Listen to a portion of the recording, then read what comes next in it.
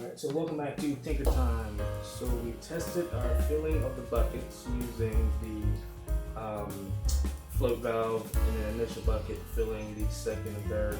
And talking with a couple friends of mine, they recommended, instead of just having a divided bucket, as I was thinking, they recommended filling the bucket with gravel.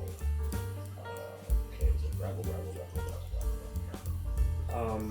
And using a piece of landscape fabric to separate the gravel from the potting soil.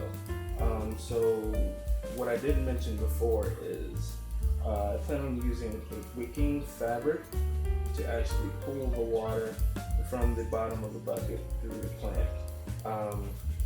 As we tested that already, it does work.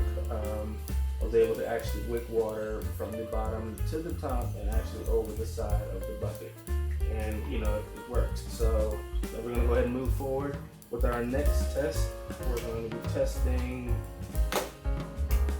using our fill bucket to fill 2 buckets with